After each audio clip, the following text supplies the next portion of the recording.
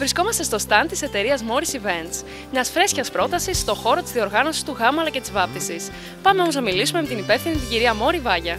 Καλησπέρα σας. Θα ήθελα καταρχήν να μου πείτε τι παρουσιάζει η εταιρεία σας στη φετινή Expo Wedding. Καλησπέρα. Η εταιρεία δική μας στη φετινή Expo Wedding παρουσιάζει το γάμο και τη βάφτιση και την εκδήλωση. Σε εμάς κάποιος μπορεί να δει μεγάλη ποικιλία δειγμάτων σε μπομπονιέρες, προσκλητήρια, όπως επίσης νηφικό φόρεμα και παιδικό ρούχο. Κάντε μου μια παρουσίαση των υπηρεσιών που παρέχετε και των προϊόντων που διαθέτει η εταιρεία σας. Μπορείτε να δείτε τις μπομπονιέρες μας, έχουμε προσκλητήρια.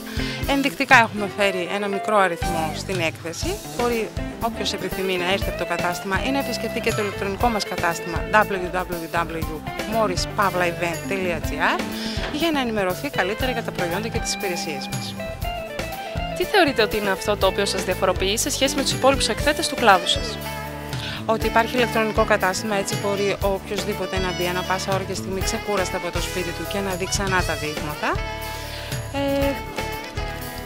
Αυτό νομίζω ότι είναι το μεγαλύτερο προσόν αυτή τη στιγμή. Σημαντικό πλεονέκτημα. Και για ποιο λόγο θεωρείτε ότι θα έπρεπε κανείς να επιλέξει τη δική σας εταιρεία για τη διοργάνωση του γάμου ή της βάπτισής του?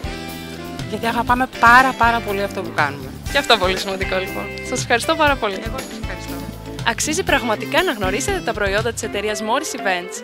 Επισκεφτείτε το site της εταιρείας στην ηλεκτρονική διεύθυνση www.morrispavlaevents.gr και το κατάστημα της εταιρείας στη διεύθυνση Εθνικής Αντιστάσεως 54 στη Θεσσαλονίκη.